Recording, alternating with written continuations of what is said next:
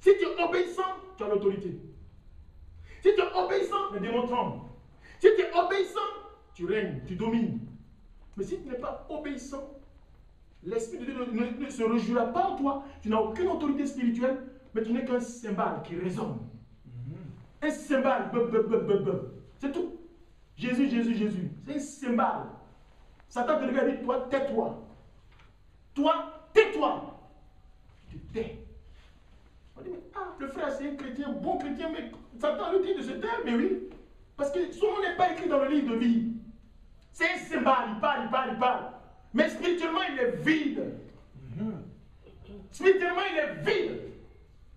Christ est mort. C'est-à-dire que pourquoi Dieu nous aime tellement, Dieu veut que nous soyons libres. Il a payé le prix. Il a d'abord envoyé des prophètes. On les a tués. On a tué Jérémie. On a tué Élie. On a tué tous les prophètes.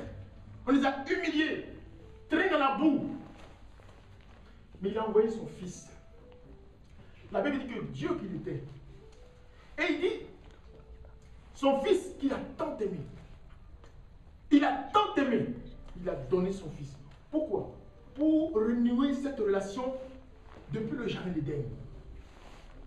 La relation qu'il avait au jardin d'Éden avec Adam. Pour ça, il a livré son fils. Pour qu'il puisse communiquer avec nous. Il puisse parler avec nous. Et quand Christ a été livré, il est mort à la croix de son sang a coulé. Alors, la Bible dit que ce jour-là, le rideau du temple s'est déchiré. Et il n'y a plus de difficulté à accéder au lieu très simple, c'est-à-dire à parler à Dieu. Quand tu vis dans la vérité avec Dieu, tu peux rester dans ta chambre, tu peux parler à Dieu, il va t'écouter. Tu es au travail, parle à Dieu, il va t'écouter. Tu es dans les toilettes, parle à Dieu, il va t'écouter. Partout ça, Dieu va t'écouter. Parce que il a payé le prix pour ça. Son fils est mort à la croix pour ça. Il a versé son sang pour ça. Il t'a nettoyé.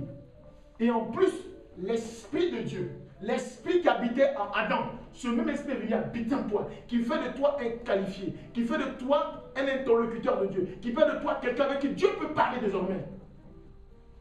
C'est cela. Dieu nous donne la liberté. Vous savez, quand Israël a péché contre Dieu, Israël était arrivé en Égypte. Les fils de Jacob, ils sont arrivés en Égypte. Arrivés en Égypte, c'était bien. Mais à un moment donné, ils sont détournés. Ils ont été esclaves pendant 400 ans. Mais quand on est esclave, le signe du fait que le peuple d'Israël soit esclave, c'est-à-dire qu'ils ont été dominés par des hommes. Mais après ça, ils ont été délivrés, n'est-ce pas? Ils ont été délivrés et ils se sont retrouvés où? Ils se sont retrouvés dans le désert. Mais ils étaient esclaves. Mais est-ce qu'avant ça, ils étaient esclaves? Non. Mais un esclave, c'est qui? C'est quelqu'un qui perd sa liberté. Il a perdu sa liberté. Ils ont perdu leur liberté. Étant donné qu'ils ont perdu leur liberté, ça veut dire quoi? Ça veut dire que c'était Satan qui contrôlait désormais. Mais Israël va retrouver sa liberté où? Dans le désert.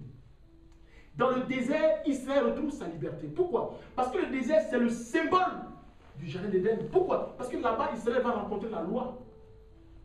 La loi encore dans le désert. Là où Dieu se trouve, il y a des lois. Là où Dieu se trouve, il y a des règles, il y a des lois. Dans le désert, on peut dire, mais Seigneur, on peut faire ce qu'on veut. Non, il y a des lois. Là où Dieu se trouve, en vérité, il y a des lois. Quelqu'un qui s'est dit chrétien et qui ne marche pas selon les lois de Dieu n'est pas approuvé de Dieu. C'est que là où il est, il n'y a pas de Dieu. Mais dans le désert, est-ce que même dans le... Vous voyez, comparez bien, dans le désert, la Bible dit que quoi? Non seulement il y avait des lois, ils ont découvert des lois, par Moïse. Mais dans le même désert, vous voyez qu'Israël ne manquait de rien. La Bible dit qu'au désert, Dieu faisait sortir l'eau du rocher, il buvait. Il faisait descendre la manne du ciel, il mangeait. Leurs chaussures n'étaient pas détruites, souillées, rien. Ils avaient tout ce qu'ils voulaient dans le désert. Mais est-ce que dans le jardin, ce n'était pas pareil? Dis-moi mon frère. Est-ce que dans le jardin, ce n'était pas pareil? Dans le jardin, ils avaient tout. Ils faisaient quoi? Ils avaient tout dans le jardin. Dans le désert, pareil. Ça dit partout, un enfant de Dieu, si tu veux vivre véritablement le jardin dans lequel Dieu manifeste sa présence, il faut rester obéissant à Dieu. Tu manqueras de rien. Et Dieu agira en son temps pour toi. Il agira en son temps pour toi.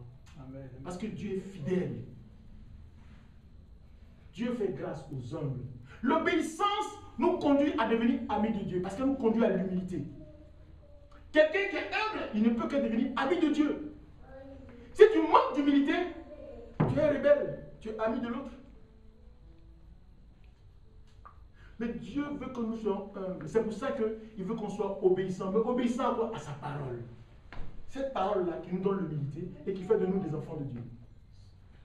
Des amis de Dieu. Nous pouvons désormais marcher avec Dieu. Parce que nous avons sa parole. C'est-à-dire que Dieu, pour nous, il est capable de tout. Il a livré son propre fils. C'est pas merveilleux ça? La liberté de Dieu, la liberté que Dieu nous donne, c'est une liberté qui concourt à notre épanouissement, à notre bénédiction. La liberté de Dieu, c'est pour que nous soyons heureux. Mais la liberté que le monde vit, on appelle ça le libertinage, le désordre, le chaos. C'est là où règne Satan. Et pour arriver à là, nous allons lire ensemble la parabole de l'enfant prodigue. Luc chapitre 15, verset 25. Je peux même lire à partir du verset 11. Il dit encore, un homme avait 2 fils. Le plus jeune dit à son père, mon père, donne-moi la part de mon bien qui doit me revenir. Et le père leur partagea son bien. Peu de jours après, le plus jeune fils ayant tout ramassé, partit pour un pays éloigné où il dissipa son bien en vivant dans la débauche. Lorsqu'il eut tout dépensé, une grande famine survint dans ce pays. Et il commença à se trouver dans le besoin. Il alla se mettre au service des habitants du pays qu'il envoya dans les champs garder ses pourceaux. Il aurait bien voulu se rassasier des carouges que mangeaient les pourceaux, mais personne ne lui en donnait. Étant rentré en lui-même, il se dit, combien de mercenaires chez mon père ont du pain en abondance, et moi ici je meurs de faim. Je me leverai, j'irai vers mon père, et je lui dirai, mon père, j'ai péché contre le ciel et contre toi, je ne suis plus digne d'être appelé ton fils, traite-moi comme l'un de tes mercenaires. Amen. On va lire la suite après. L'enfant prodigue, quand on parle d'enfant prodigue, on dit souvent le fils perdu. Vous l'avez retrouvé. Perdu par rapport à quoi? Perdu parce qu'il a quitté la présence du Père. Il a quitté la présence du Père. Vous savez, le fils était avec son fils, son frère aîné, dans la maison du Père. Le Père dont parle la parabole, c'est le Père céleste. Dieu, au commencement, nous rassemble, veut qu'on soit dans sa présence. Mais le fils rebelle dit un jour à son père, donne-moi la part de mes biens. Oui, c'est la rébellion. Ton père n'est pas encore mort et tu lui demandes la part de tes biens. Ça veut dire que tu as tué ton père. Tu l'as déjà tué avant sa propre mort. Alors celui-là, le Père, comme notre Père céleste, il est généreux. Dieu, il n'est pas le gendarme de notre vie. Dieu, il est généreux. Dieu, il nous a créés, il ne nous a pas créés pour être notre gendarme. Il nous a créés libres. Et dans cette liberté, il veut que nous soyons épanouis. Il dit, créons l'homme à notre image et à notre ressemblance. Amen, amen, amen. Créons l'homme à notre image et à notre ressemblance. Et quand l'homme a été créé, il dit, ils sont devenus des dieux. C'est-à-dire semblables à nous. Ils sont devenus comme nous. Donc Dieu ne peut pas être notre gendarme. Non. Mais Dieu, il attend. Nous allons lui rendre compte après. C'est tout. Il dit, le salaire du péché, c'est la mort. Et le don gratuit de Dieu, c'est la vie éternelle. C'est pas compliqué. Donc vous voyez l'histoire de cet enfant rebelle. C'est nous. On est rebelle. Alors on se sépare de la présence de Dieu. Donne-moi la part de mes biens. Le Père ne lui refuse pas. Tout à l'heure, si je dis, oh ben écoute, on va faire ceci, je veux faire ça. Dieu ne peut pas me dire, ah Paul Désiré, parce que tu veux faire ça, viens ici. Non, Dieu me regarde. Dieu m'a donné toutes les lois. Il m'a déjà tout instruit. Il m'a déjà tout dit. Dieu m'a déjà tout donné. Il m'a enseigné. Je ne dirai pas que non, je n'ai pas d'excuse. Et ce fils, il va quitter la présence de son père, il va prendre les biens de son père, Et il va aller dilapider. Il va aller sortir avec des femmes, des prostituées, il va aller boire. Il va faire ce qu'il voulait faire. Là, est-ce qu'il y a la liberté? Vous allez me dire, il est libre. Souvent on dit là, oh, mes enfants, ils font leur vie. Il faut que ma fille fasse sa vie, il faut que mon fils fasse sa vie. C'est ça, faire sa vie. Aller d'homme en homme, femme en femme, dans les maquis, dans les boîtes de nuit, dans les restaurants, faire n'importe quoi. C'est ça, faire sa vie. Taper les 400 coups, 600 coups, c'est ça, faire sa vie. Si on le fait, ça veut dire qu'on est comme cet enfant prodigue là, qui est rebelle vis-à-vis de Dieu. C'est ça. J'ai envie de faire ma vie, moi j'ai fait ma vie, il faut que mon enfant fasse sa vie. Oui, il faut que l'enfant fasse sa vie. Mais c'est ça. Faire sa vie, ça dit, je vais avec celui-là, après il ne me plaît pas, après je peux un peu changer. Puis après, on est comme ça. Ah bon? C'est ça. On devient comme cet enfant rebelle. Oh, Dieu va me pardonner, Dieu va me pardonner. Ce n'est pas de la liberté. On est libre de faire ce qu'on veut. Notre vie nous appartient, on peut faire ce qu'on veut, on est libre. C'est ça. Parce qu'il n'y a plus de loi. On n'obéit plus à la parole de Dieu. On obéit à notre chair. Mais la parole de Dieu, on n'oublie plus. Et on devient comme ce fils rebelle. Qui va prendre tout ce que son père avait emmagasiné pour lui. Et il va dilapider. Mais quand il a dilapidé, qu'est-ce qui se passe? Il n'a plus rien. Il se retrouve bas. Et comme tu te retrouves bas, parce qu'au début, Satan te blague, Satan te met dans des illusions, il te fait rêver, il te fait croire que la vie du monde, c'est une belle vie, que là-bas, il y a du beau, que c'est merveilleux. Mais après, quelques années plus tard, tu te rends compte que c'est chaud. J'ai fait un mauvais choix. Mais tu peux revenir en arrière, c'est chaud parce que tu as donné l'impression aux gens que là-bas était mieux. Et là, tu es bloqué. Et là, quand Satan voit que là, à gauche, à droite, tu es bloqué, tu deviens son esclave. Alors, qu'est-ce qui va se passer? Ce fils-là, il va aller travailler dans une porcherie pour un propriétaire. Il va travailler pour les porcs. Travailler les porcs. Et même, il va limiter la nourriture des porcs. Il va même demander au propriétaire, donne-moi un peu la nourriture des porcs pour manger. Le propriétaire, non, je ne donne pas. Ça, c'est pour mes porcs. Vous voyez comment est-ce qu'on... Ça veut dire qu'on travaille pour Satan.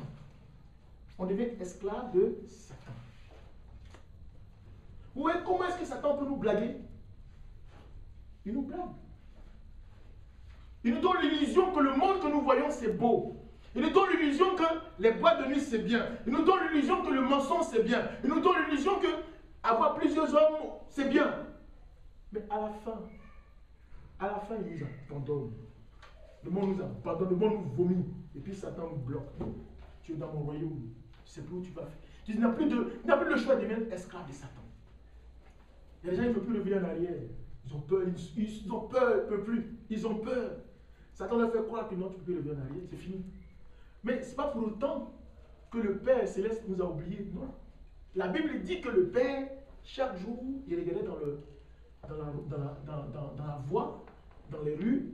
Il dit, ah, peut-être que mon fils, il va revenir. Ah, il est simple, non, ce n'est pas lui. Ah, peut-être qu'il viendra. Et c'est comme ça que le Père Céleste, malgré que nous allons dans notre poubelle, malgré que nous mangeons dans les poubelles, ne cesse pas d'espérer un jour que nous revenions à la maison. Il se dit, peut-être que nous allons venir, peut-être.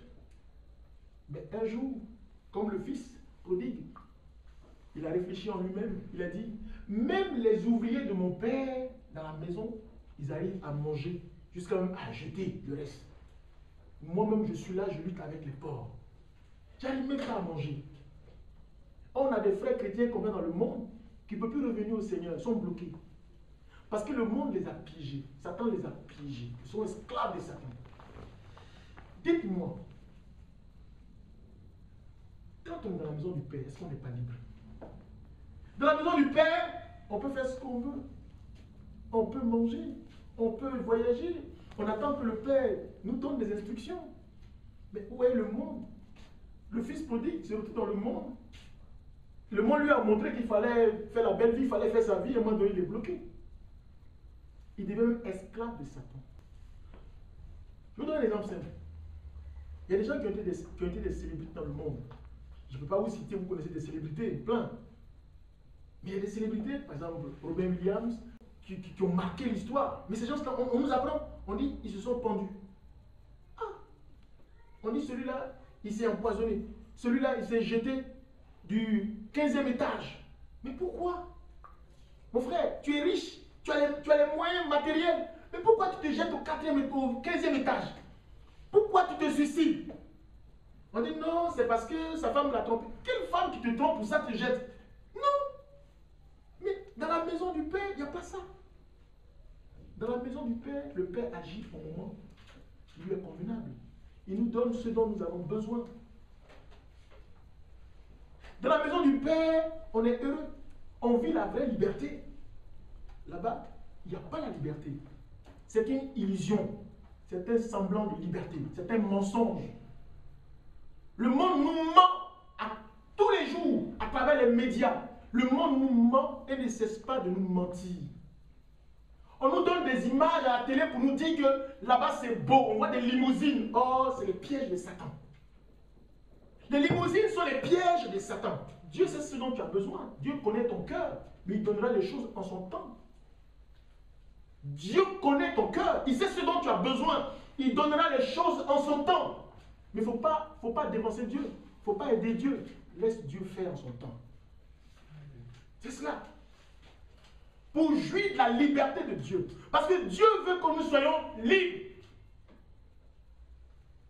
Parce que la liberté de Dieu fait de nous des enfants de Dieu. Nous rend obéissants. Et cette obéissance nous transforme et nous rend humbles. Et nous sommes amis de Dieu. Nous sommes des enfants de Dieu. Voyez? Donc vous voyez que le fils perdu, qu'est-ce qu'il fait? Ce fils perdu là, il retourne en lui-même. Il dit, j'irai vers mon père. Et je lui dirai, Père, j'ai péché contre toi et contre le ciel. Je ne suis pas digne d'être appelé ton fils. Prends-moi comme ton serviteur. Et il retourne, parce qu'il n'avait plus rien. Mais le père, un jour là, il voit son fils en train de revenir. Il dit, oh, est-ce que c'est vraiment lui? Mais non, mais je rêve. Mais est-ce que c'est lui? Ça fait tellement d'années. Mais le père, il reconnaît son fils. Même si ça fait 50 ans, il reconnaît son fils. C'est les hommes qui oublient les enfants. Mais le père n'oublie pas. Il voit son fils et que c'est son fils. La Bible dit que quand le père il a vu son fils, il était dans la joie. Il a pris son fils. Quand le fils l'a vu, il dit, Père, prends-moi comme un serviteur. Je ne suis même pas digne d'être appelé ton fils. Prends-moi comme un serviteur. Il dit, non, mon fils, viens. Il dit, mon fils qui était perdu est revenu à la vie. Il a invité tous les voisins. Il dit, venez, festoyons. Tuons pour lui le veau gras. C'est-à-dire l'animal le plus gras, le plus beau, le plus merveilleux. On va tuer, on va fêter. Pourquoi? Parce que mon fils qui était mort, il est retrouvé, il est revenu à la vie. Mon fils qui était perdu, il est revenu à la vie. Il dit, mettez-lui un anneau. Anneau en or. Comment ça? Mais quel père il est? Dieu nous aime. Mais est-ce que vous savez que Dieu nous aime? C'est cela, Dieu nous aime, il n'a pas cessé de nous aimer. Depuis le commencement jusqu'à aujourd'hui, Dieu n'a pas cessé de nous aimer. Mais c'est parce que nous sommes rebelles. Cette rébellion qui fait que nous sommes aveuglés de l'amour de Dieu dans nos vies. Dieu nous aime. Amen. Comment vous voulez que Dieu nous explique son amour? Comment vous voulez que Dieu nous explique son amour? Mais est-ce que vous savez que Dieu nous aime? C'est cela, Dieu nous aime, il n'a pas cessé de nous aimer. Depuis le commencement jusqu'à aujourd'hui, Dieu n'a pas cessé de nous aimer. Mais c'est parce que nous sommes rebelles. Cette rébellion qui fait que nous sommes aveuglés de l'amour de Dieu dans nos vies. Dieu nous aime. Amen.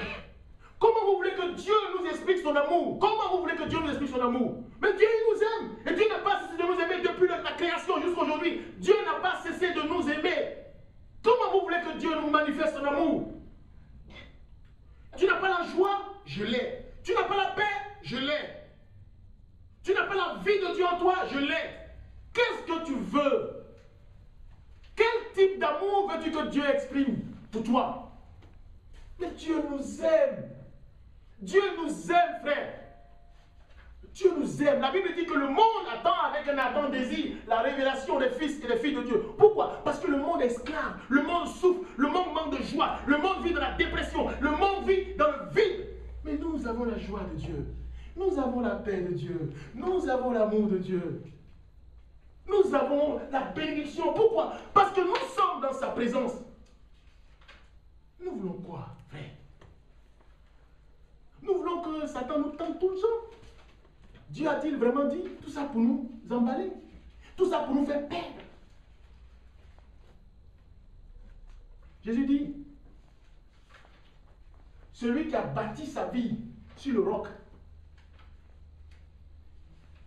quand la tempête viendra, quand le vent soufflera, sa maison ne va pas s'ébranler. Mais par contre, celui qui bâtit sa vie sur du sable, quand la tempête viendra, quand le vent soufflera fort, la maison sera ébranlée. Bâtissons nos vies sur Christ. Bâtissons nos vies sur celui qui est vivant pour toujours. Son nom c'est Yeshua. Son nom c'est Jésus-Christ de Nazareth. Amen. Il ne change pas. Dieu nous aime depuis le commencement. Vous voyez le fils prodige, quand il a été honoré, il a été accepté dans la maison du Père. Vous voyez le fils aîné qui vient et puis dit, mais qu'est-ce qui se passe dans la maison? Il y a la fête partout. Et le serviteur lui dit en secret, il dit, ton frère est revenu à la vie. Ton frère qui était perdu, il est revenu. Ton frère qui était perdu, il est revenu. C'est pour ça que ton père a demandé à ce qu'on festoie. Ton père a demandé à ce qu'on tue le veau gras. Afin que tout le monde mange, parce que c'est la fête. Et puis le fils dit, mais attends, le grand frère dit, mais c'est pas possible. Quelqu'un qui a déshonoré mon père, qui l'a tué avant sa mort, et qui a dilapidé tous ses biens, pour lui, on tue le veau gras, on met l'anneau dans ses bras. Non mais, non, soyons sérieux. Ça c'est nous qui nous trouvons dans la maison du Père. Vous voyez? Mais Dieu n'est pas comme nous. Mais lui qui était dans la maison du Père, il manquait de rien. Il vient dire au Père, il dit, mais papa, mais comment se fait-il que tu tues le veau gras? Tu fais toutes ces fêtes-là pour quelqu'un qui t'a trahi. Et son père lui dit, non, ton frère, il était mort, il est revenu à la vie. Toi, depuis qu'on est avec moi ici, c'est qui est à toi et à moi? C'est qui est à moi et à toi, fils? Est-ce que tu m'as demandé quelque chose un jour, puis je te l'ai refusé? Il dit, non, père, alors? Mais le plus important, c'est que ton frère qui était perdu, il est revenu. Pour moi, c'est important. Maintenant, si toi, tu veux quelque chose, si tu veux qu'on tue un veau gras pour toi, demande. Tu veux l'agneau? Tu veux l'anneau dans tes bras? Demande. Tu veux quoi? Tu es dans la maison du Père. Demande à Dieu, il te donnera. Dieu nous aime. En Dieu, nous avons la vraie liberté. Voilà le message de ce matin. Amen. En Dieu, nous avons la vraie liberté. Amen. Là où il n'y a pas de Dieu, il n'y a pas de liberté. Il y a l'anarchie, il y a le désordre, il y a le chaos. Satan veut remplir son pâturage. Il va toujours tenter, il va toujours passer par plusieurs moyens pour attirer les enfants de Dieu. Souvent des enfants de Dieu qui envient les gens du monde. Mais souvent les gens du monde, vous les enviez, mais au fond d'eux, ils sont misérables. Mais ils ne peuvent pas vous dire qu'ils sont misérables parce qu'ils sont orgueilleux. Pourquoi? Parce que leur père, c'est Satan, le père de l'orgueil. On vous donne l'impression que là-bas, c'est beau. Mais soyez fiers que vous êtes enfants de Dieu. Soyez fiers d'être enfants de Dieu. Parce que vous vivez la vraie liberté. Vous êtes dans le jardin d'Éden. Le jardin d'Éden, Dieu dit, tu peux tout manger, mais celui-là, ne le mange pas. Tu dis, j'obéis. Et ce qu'il ne faut pas manger, c'est quoi? C'est la parole de Dieu. C'est-à-dire, il faut marcher selon la parole de Dieu. Marcher selon les Écritures. Marcher selon la volonté de Dieu. C'est ça. C'est ça. C'est-à-dire qu'un chrétien qui vit dans la vérité, il est toujours dans le jardin d'Éden. Le jardin d'Éden, on le retrouvait dans le désert. Même à Canaan, on le retrouvait. Pourquoi? Parce que là-bas, quand Israël s'est détourné de Dieu, l'Esprit de Dieu l'a quitté. Vous voyez? Et Israël est resté en captivité encore par les Philistins, par les Amalécites, par beaucoup de peuples. Mais quand l'Esprit de Dieu est revenu, ils ont été délivrés. Et quand ils ont été délivrés, ils ont juré de rester fidèles à sa parole. Donc de demeurer encore dans le jardin. Ne sortons pas du jardin. Demeurons dans le jardin de l'Éternel. Demeurons dedans. Dans le jardin, on ne manque de rien. Dieu pourvoit. Il fait les choses en son temps. Pourquoi? Parce que Dieu est fidèle. Une femme peut-elle oublier son enfant? Il dit, même si elle oubliait, mais moi l'Éternel, je ne t'oublierai jamais.